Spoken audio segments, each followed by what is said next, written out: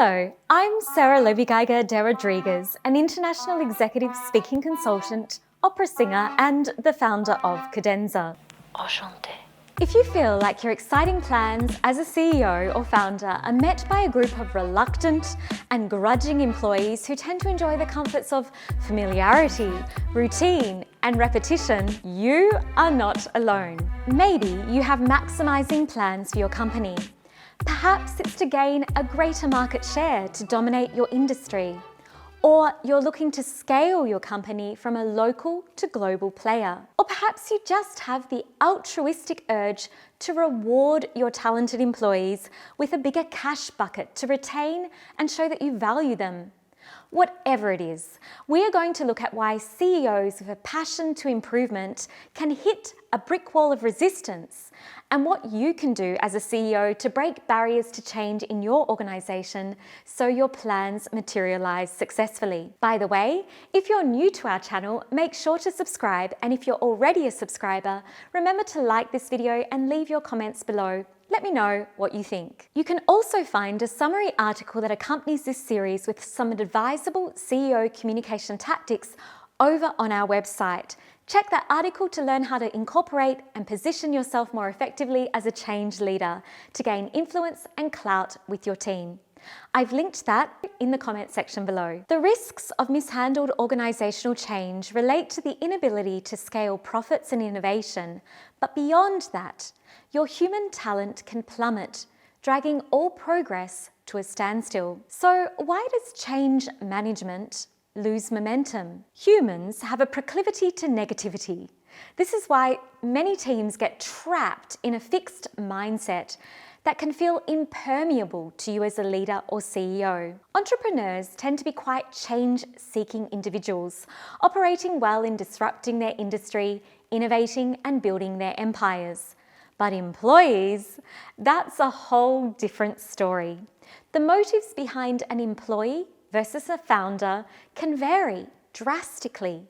Organizational change adjusts the employee-organization relationship for the better or worse.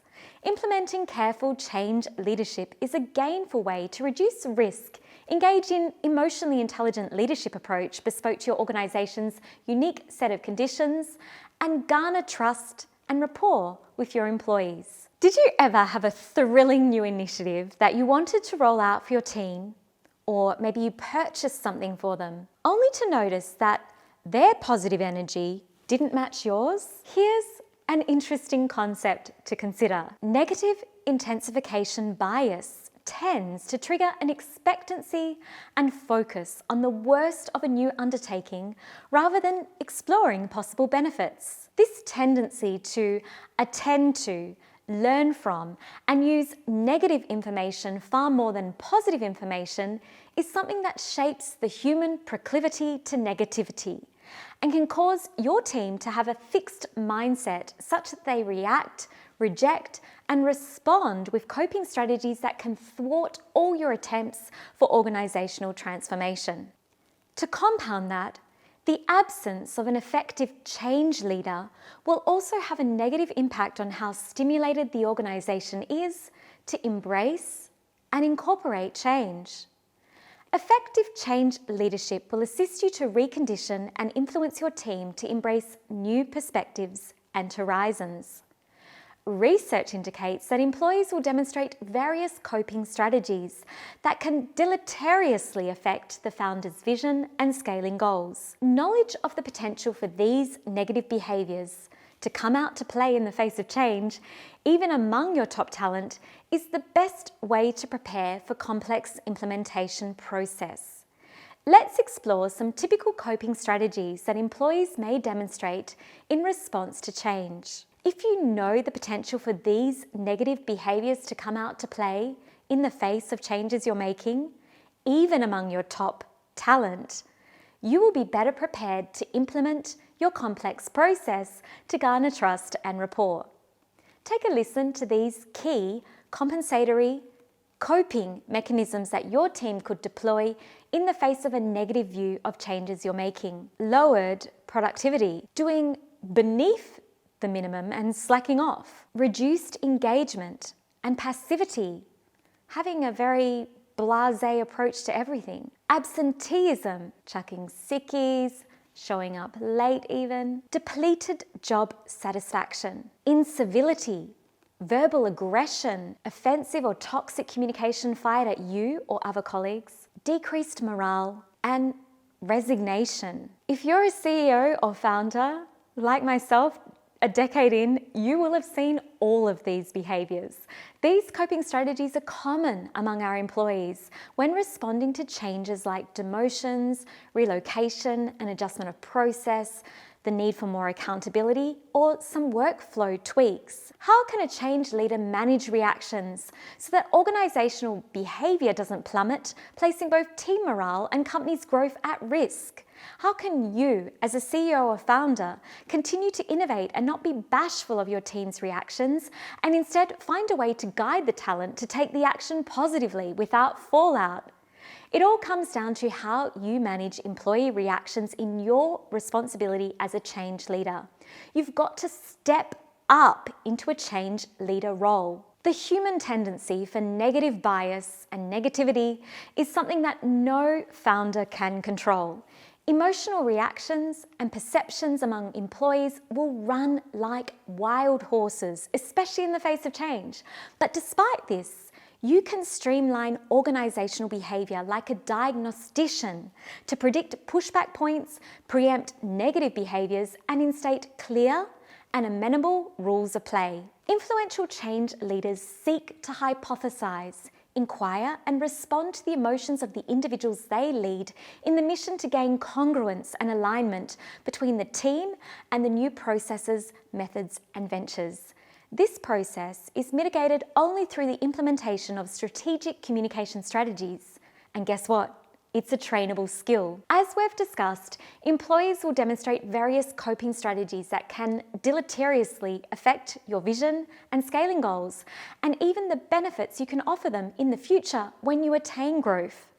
Knowledge of the potential for these negative behaviours to come out to play in the face of change, even among your favourites, I know, you've got them, is the best way to prepare for the complex implementation process. Lowered productivity is a natural extension of an organisation's failure to deploy an integrated, thorough change leadership approach based on a management communication plan. Process models and analytical approaches to rolling out your changes may seem logical, but still, change deployment affects humans, and it can rapidly neglect the essential emotional intelligence principles that should inform every conversation and step involved in rolling out the organisational change, so that organisational behaviour does not jeopardise your stretch goals more than maintaining the status quo. It all comes down to using tactical social intelligence skills as a CEO. Let me share a helpful framework for better understanding your team's reactions. In 2018, academic Christian Castillo proposed a model for understanding the emotional stages of personnel caught in the throes of organisational change.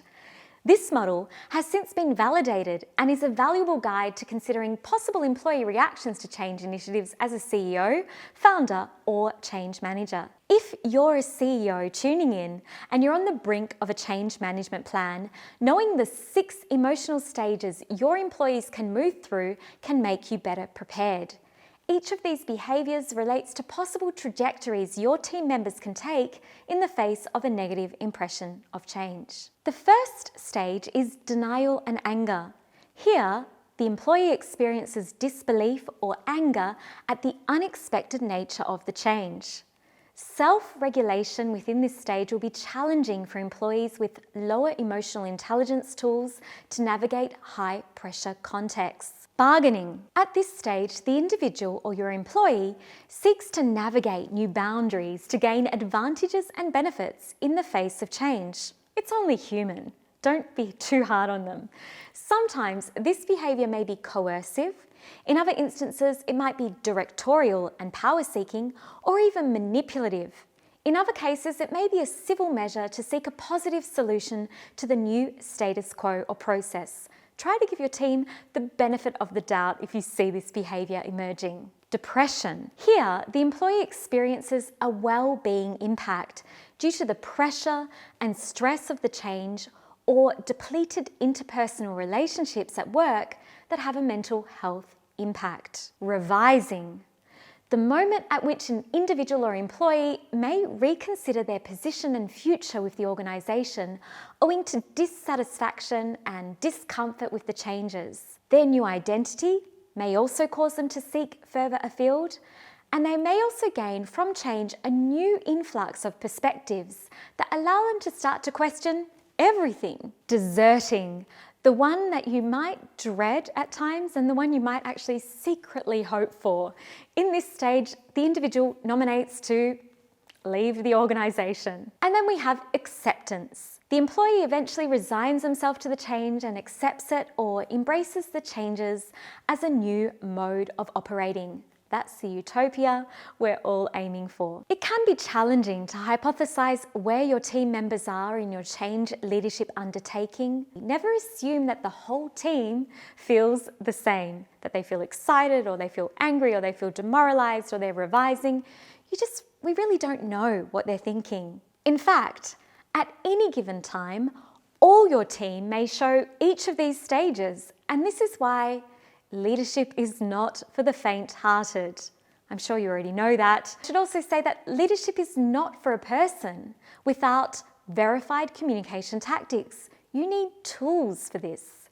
The biggest asset to your organisation is your people, but they are your biggest liability as well. Strategic communication can protect you from heightened fallout, set the boundaries in bargaining scenarios, and give you the clarity of thought for any unexpected curveballs your team members or clients throw at you. Executive communication consultations at Cadenza will assist you in developing a plug-and-play approach to change leadership activities so that your communication is poised, composed, and conflict de-escalating to encourage optimal employee responses and rapport, even in the most tense of conversations. To foster change, organisations have to modify the attitude of the people with flexibility, dynamism, and responsiveness. At Cadenza, we can help you to position yourself for change leadership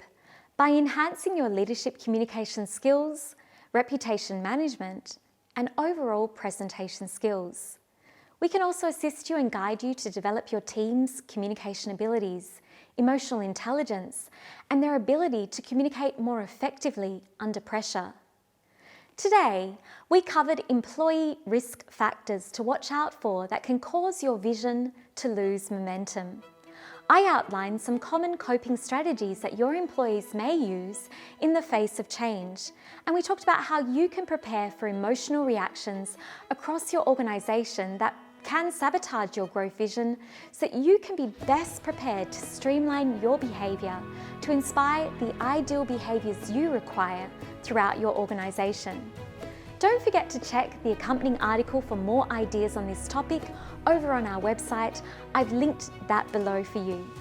Thank you so much for watching this video. I hope that you found the tips helpful and applicable for your executive communication goals as a CEO and founder. And please let me know what are some other topics that you'd like to hear about in the comments section below. And I'll be mindful to incorporate your suggestions into new videos for you. See you soon.